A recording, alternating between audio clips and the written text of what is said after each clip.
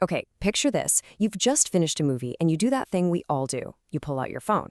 Who was that actor? What else has that director made? You pop open IMDb, get the answer in like 2 seconds, and you move on with your life. It's totally normal, right? But what if I told you that entire universe of movie knowledge right there in your hand has a secret history you've never, ever heard? I mean, you rely on these massive websites to be the absolute source of truth for movies and TV. But have you ever stopped to ask where they actually came from? The answer is, well, it's not what you think. It's a story about passion, obsession, and a quiet little power shift that's been happening right under our noses. So, where does a story like this even begin? Well, it's not in some shiny Silicon Valley boardroom. Nope, we have to go back to the messy, dial-up days of the early internet. This is where a global obsession with movies found its first real home, and where a few super dedicated fans started building something huge, one line of text at a time. Way before the World Wide Web looked like it does today, there was this online forum called Rec Arts Movies. And back in 1990, a film buff from the UK named Cole Needham decided to bring some order to the chaos. He just started making these simple lists of actors and actresses to share with his fellow movie nerds. This wasn't a business plan, you know? It was just pure, unadulterated love for the movies. And that little fan project didn't just grow, it absolutely exploded. You can see it right here. What started as a bunch of text files in 1990 had become a legit company by 96. And then, here's the kicker. In 1998, Amazon comes along and buys IMDb for $55 million. All of a sudden, this thing built entirely by fans was a major corporate asset. And what's the result of all that fan labor? Today, IMDb has cataloged almost 26 million titles. Just think about that number. Every movie, every TV show, every video game, all of it documented and checked by a global army of unpaid volunteers. This thing isn't just a database, it's a monument to fandom. But this is where the story gets really interesting.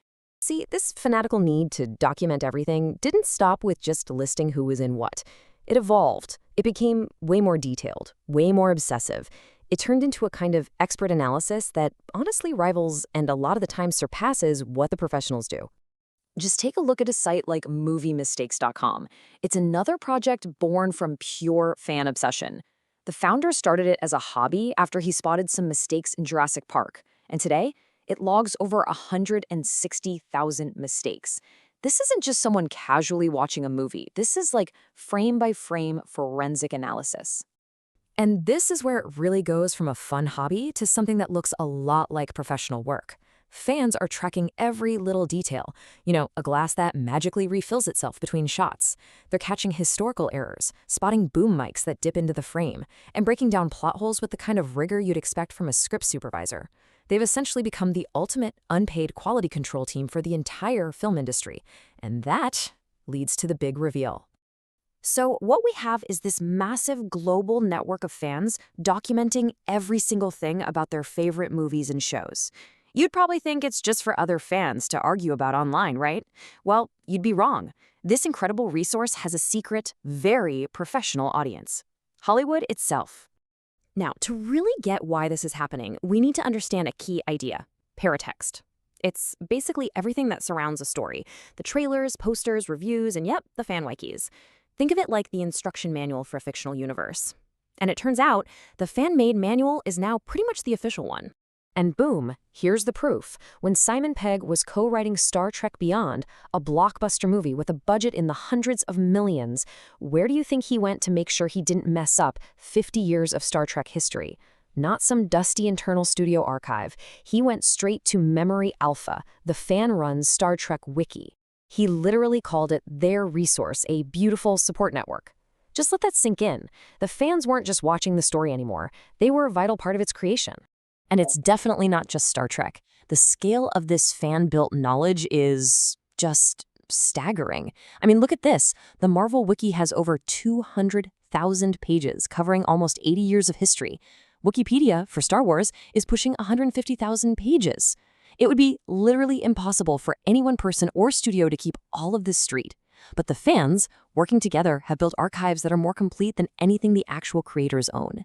So here's the really crucial point. The fan-run wiki has basically replaced the old showrunner Bible.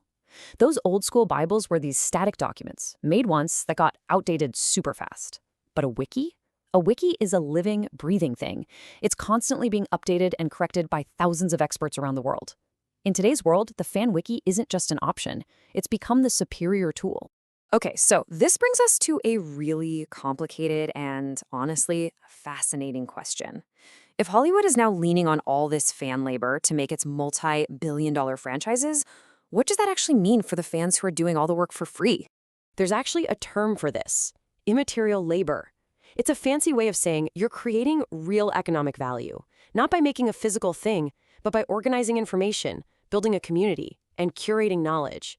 Fans are putting in countless hours because they love it, but in the process, they're building a priceless asset that big corporations are now using.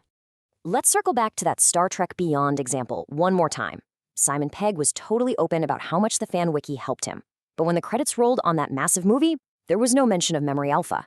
No special thanks to the moderators who spent years building that essential resource. The line between being a dedicated fan and being an uncredited part of the production crew has gotten incredibly blurry. And all of this leads us to our final and maybe most important question. In this strange new world where fans are the librarians and Hollywood is just checking out the books, who's really in charge of the story? So next time you look something up on IMDb or a fan wiki, just remember this. That little piece of data isn't just a fact. It's the product of a global army of volunteers, a resource so powerful that the creators themselves now depend on it. The fans build it all for love. Hollywood uses it to make a profit. And that leaves us with the ultimate question: who really owns all that knowledge? And who truly deserves the credit?